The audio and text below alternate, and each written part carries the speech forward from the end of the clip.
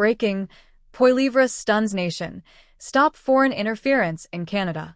In a dramatic return to Parliament, Conservative leader Pierre Poilievre has intensified the national conversation around Canadian sovereignty, economic integrity, and the urgent need to prevent foreign interference.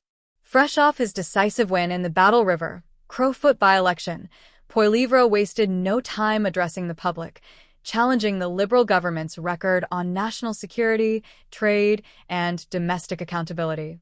His remarks have captured widespread attention, underscoring a growing frustration among Canadians who feel their interests have been neglected in favor of foreign agendas and mismanaged domestic policies.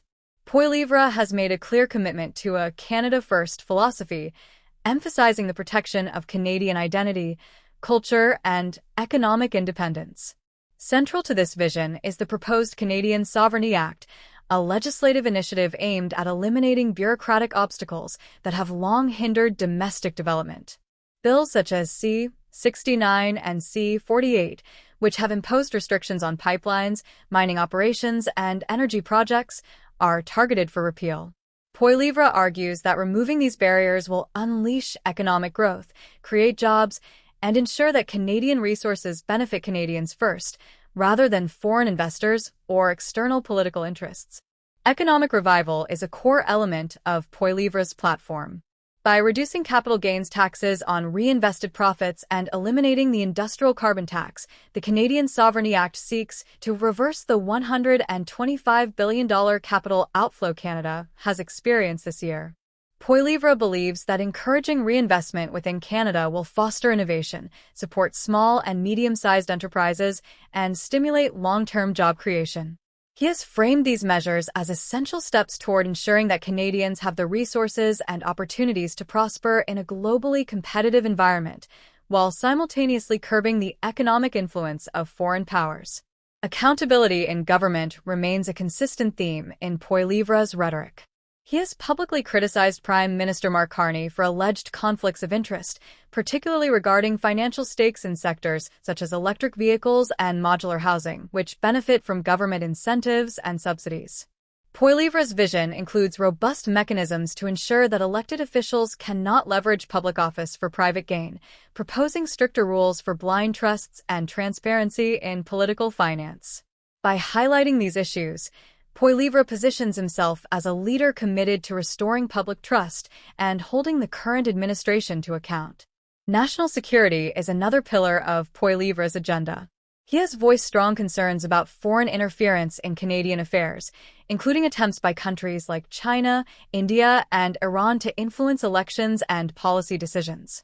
Poilievre stresses that protecting Canadian democracy requires proactive measures to secure critical infrastructure, monitor foreign investments, and shield domestic industries from external control.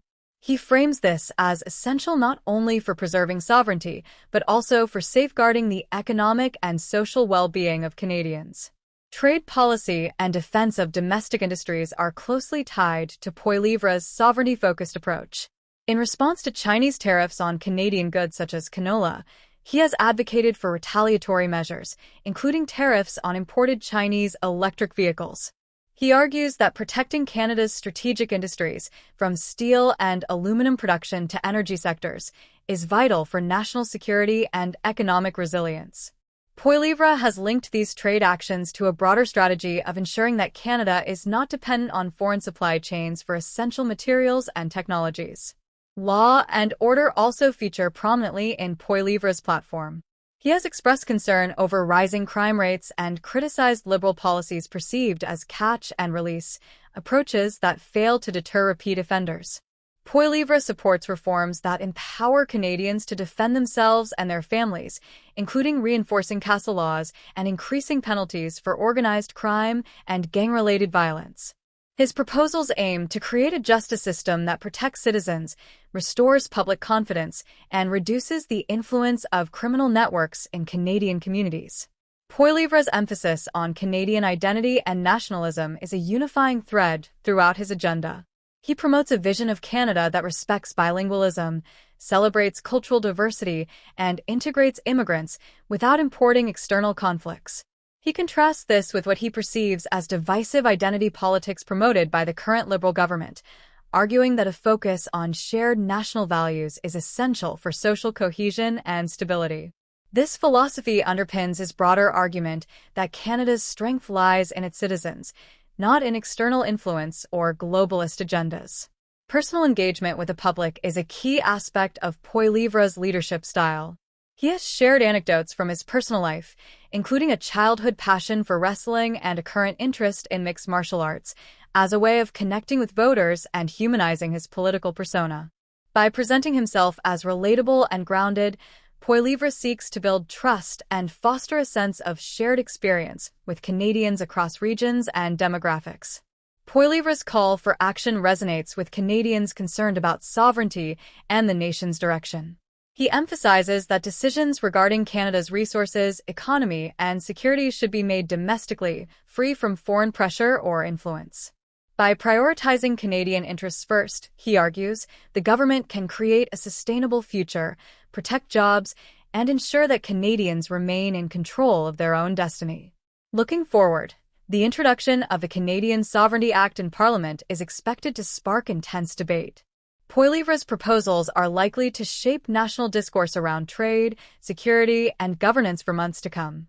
His focus on domestic empowerment, coupled with strong positions on foreign interference and economic revitalization, positions him as a central figure in Canada's political landscape, challenging the current administration to respond substantively to pressing national concerns.